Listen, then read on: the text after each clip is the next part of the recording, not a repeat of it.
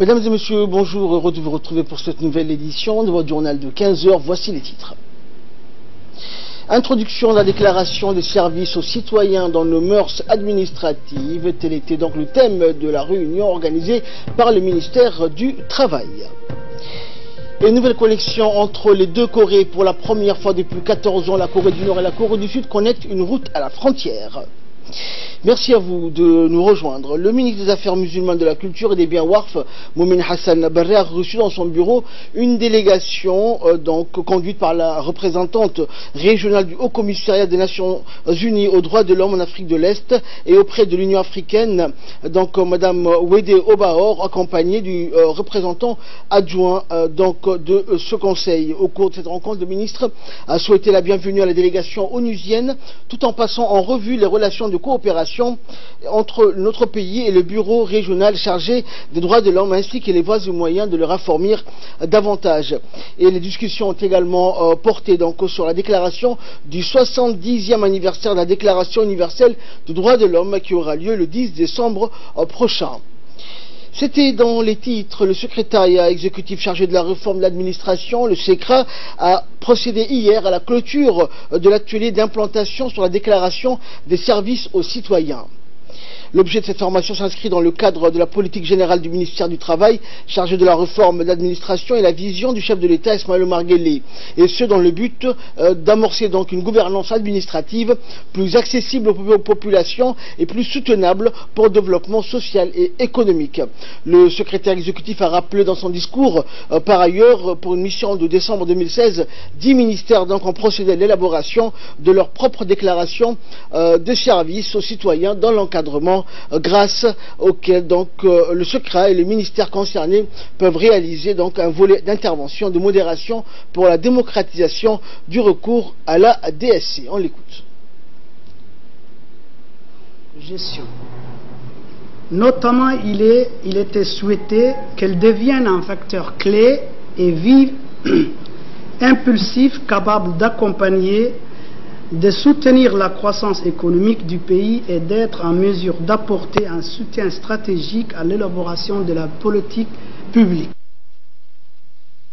Et de son côté, le ministre du Travail, Hassan Samli, a déclaré que le processus d'implantation des services aux citoyens est une mission très importante. Pour que cette mission soit une réussite, a-t-il dit, il faut qu'il y ait des efforts considérables dans l'implication des autorités politiques pour rendre donc effective l'appropriation de la déclaration des services aux citoyens dans les structures administratives. On écoute le ministre. Il y a tout juste des années, le ministère du Travail chargé de la réforme de l'administration lançait la déclaration des services aux citoyens qui jette les bases d'une nouvelle approche du service public fondée sur l'efficience. En effet, l'accroissement observé du nombre de doléances mettant en cause la qualité des prestations délivrées par l'administration formulée par les usagers lors de la rencontre du chef de l'État avec la société civile pour cerner son attente, a abouti à cette charte. 11 ministères ont été ciblés pour porter les projets et appliquer les valeurs énoncées dans la déclaration des services aux citoyens. Ces 2 années ont été fructueuses, de gros progrès ont été réalisés. Ceci se concrétise principalement au niveau de l'appropriation des standards de service, à savoir aménagement d'une aire d'accueil dissociée des autres services, amélioration du fonctionnement du service d'accueil dans la prise en charge des usagers, mais également réduction du temps de traitement des requêtes. Également dans l'actualité, les travaux du 8e sommet Africité, le plus grand rassemblement des villes et des collectivités territoriales d'Afrique, se poursuit donc à Marrakech, au Maroc, pour le 3e jour, sous le thème donc la transition vers des villes et des territoires durables, le rôle des collectivités territoriales d'Afrique.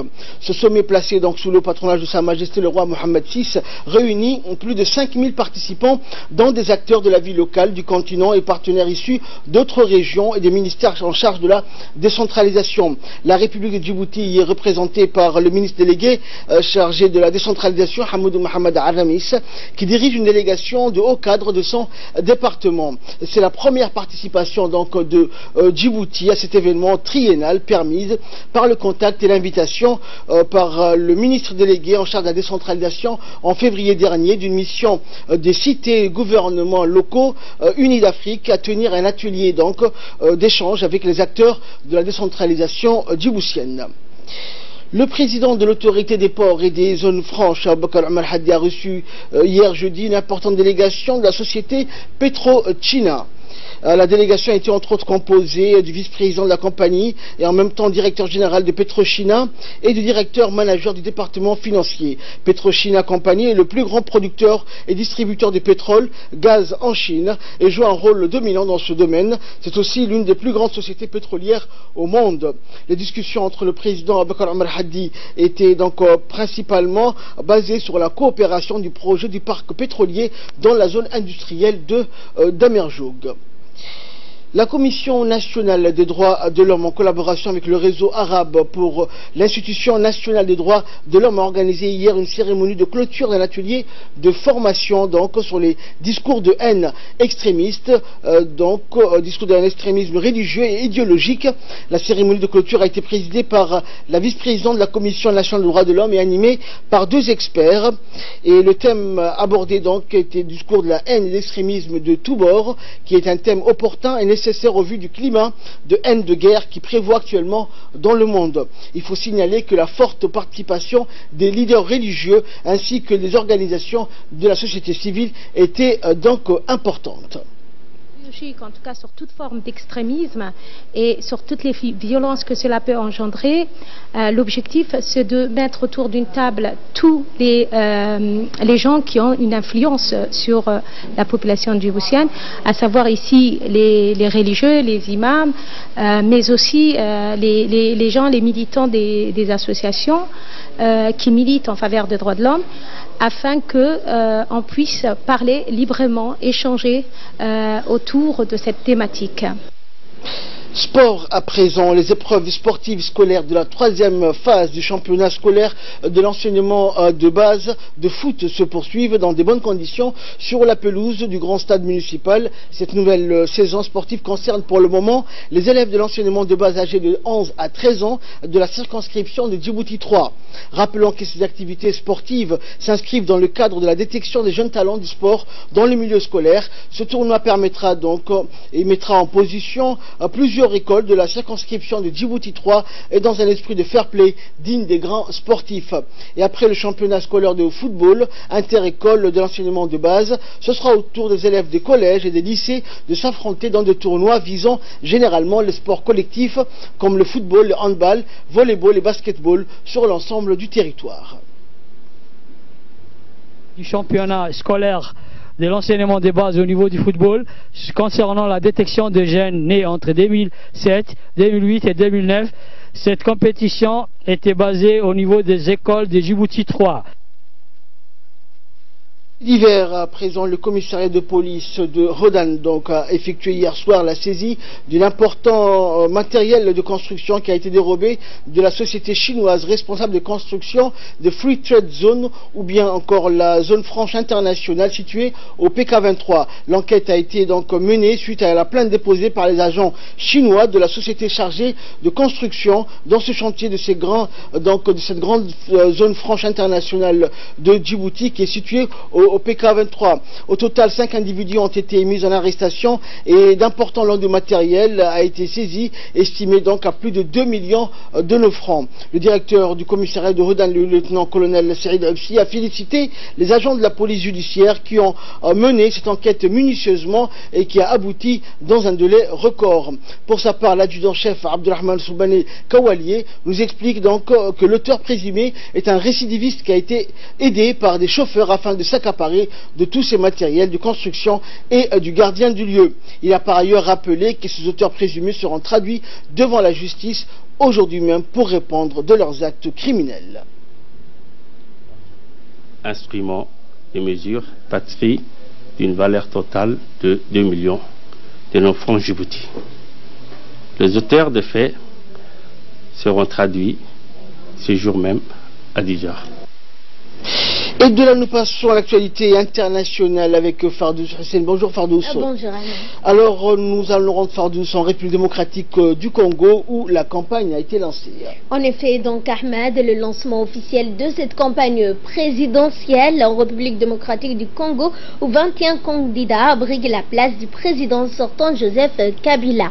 Le chef de l'État a lui choisi son dauphin pour faire front à l'opposition, avait choisi un candidat commun, Martin Fayulu, fer de lance de la mobilisation. Le président Kabila n'a fait aucune déclaration à la presse hier jeudi, pourrait donner une conférence de presse aujourd'hui selon son entourage. Et c'était dans les titres Fardous, donc les deux Corées, Corée du Nord et Corée du Sud, connectent une route à la frontière. En effet, Ahmed, les deux Corées ont connecté une route à la frontière entre les deux pays pour la première fois depuis 14 ans. Dernier geste de réconciliation en date entre les deux voisins, a annoncé aujourd'hui le ministère sud-coréen de la Défense. Cette route en terre battue ne sort pas de la zone démilitarisée, le DMZ, qui divise la péninsule. Elle servira l'année prochaine à des opérations conjointes pour retrouver des patrouilles et des dépouilles de victimes de guerre de 1950 à 1953. Et à Cuba, Fardous, visite historique de Pedro Sanchez. En effet, Ahmed, visite du chef de l'État, donc du gouvernement espagnol, Pedro Sanchez, en visite à Cuba, plaidera aujourd'hui vendredi pour des liens économiques plus étroits entre son pays et Cuba. Arrivé jeudi après-midi à La Havane, Pedro Sanchez a d'abord déposé des fleurs devant la statue de José Martí, héros de l'indépendance cubaine, puis rencontré au palais de la Révolution le président Miguel Canel Diaz, donc au pouvoir comme lui, donc moins d'un an. Les deux hommes ont signé le protocole d'accord en vue d'établir des consultations bilatérales ainsi qu'un accord de coopération entre les deux pays. Merci Fardous pour toutes ces précisions. Merci également à vous de nous avoir suivis. C'est la fin de ce journal. Restez avec nous. Le programme continue sur Télé Djibouti.